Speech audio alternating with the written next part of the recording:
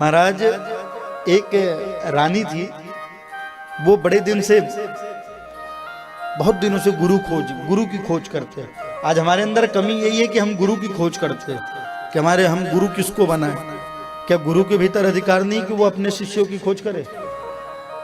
हम तो जब शंकराचार्य जी से गुरु दीक्षा लिए तो पहले तो 15 दिन महाराज वृंदावन में, उस समय चातुर्मास चल रहा था, उड़िया बाबा आश्रम में मोती झील के पास गए।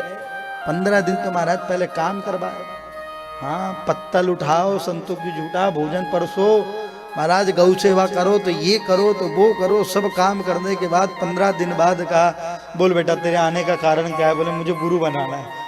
ठीक, अब बनेगा तो गुरु चेला हमारा।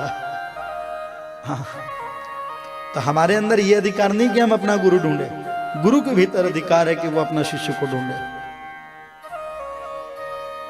आज गुरुदेव की कथा होती है और सबको जाते हैं, बोले गुरु जी गुरु बनाना है। तो और अन्य लोग जो है माइक में, आजकल एक प्रथा चल रही माइक में अनाउंसमेंट करने की कि जिनको गुरु दीक्षा लेनी हो हवन के दिन। अरे गुरु शिष्य का संबंध माइक के अनाउंसमेंट से संबंध नहीं है हमारा।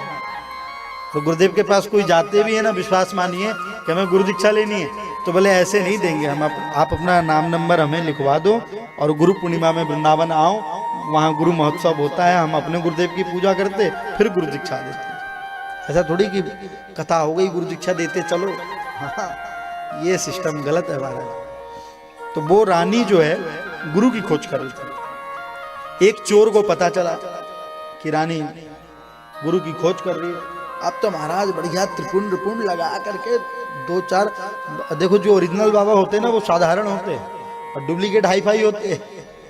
हाँ, अब जहां पर एक रुद्राक्ष होने चाहिए महाराज 6-6 रुद्राक्ष है। हाँ, स्फटिक की माला और अलग से डाल पड़े। अब तो बढ़िया बन ठन के 2-4 और साथ में ले लिए और रानी साहिबा के महल में निकल पड़े। रानी साहिबा मैंने देखा, बढ़िया मस्त स्वरूप दिख रहा है, ब्राह्मण का अट्टा, मोटा कट्टा, बढ़िया।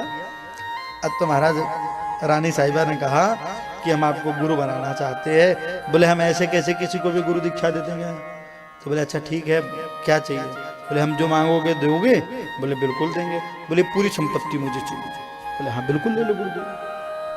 अब तो महाराज रानी साहिबा ने पूरा गुरुदेव के नाम कर दिया, ठीक है, और रानी साहिबा के जितने जेवरात थे सब उतार लिए। बोले यहाँ तो हम गुरु दीक्षा देंगे नहीं, बोले आपको वन में आना होगा। ठीक है, अब वो वन में निकल पड़ी, वन में निकल गई, वन में जाकर के उनको गुरु दीक्षा दिया, सारे जेवरात उनसे उतरवा लिए। बोले अब आप एक काम करो, आपके हाथ में बांधता हूँ और इस वन में बढ़िया से रहो, मैं भी आऊँगा थोड़ी देर बाद, आपकी प्रकाष्ठा को हमको चेक करना है और उसके बाद फिर आपके हाथ को खोला जाएगा। बोले ठीक है, गुरु दीक्षा ले लिया, गुरु के प्रति निष्ठा हो गई। अब तो महाराज पूरे जेवरात उतार करके दे दिए उनको और अपने हाथ पेड़ के पीछे बंधवा करके वहां वन में बंधी रह गई। महाराज गुरुदेव कहाँ आवे महाराज, मालपानी लेके तो पूरा सफा चट।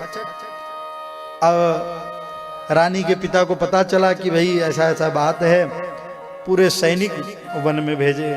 बोले अरे रानी तेरा वो गुरु नहीं, वो एक चोर था, उनको पकड़ करके लाया गया, ला करके वहां बैठाया गया। बोले ये देख, बोले नहीं ये हमारे गुरुदेव है और भगवान आएंगे मुझे खोलने के लिए। वो बोल करके गए, गुरुदेव फिर चले गए। अब वो अपने हाथ भी ना खोलवाए किसी सैनिक से, बोले नहीं गुरुदेव ने कहा है कि भगवान आएंगे खोलने के लिए, भगवान आएंगे खोलने के लिए। अब तो महाराज एक समय ऐसा आया कि भगवान नारायण को भी दया आ गई और वो धरती पर आकर के उनके हाथों को खोला और बढ़िया भगवान श्री हरि का दर्शन हुआ।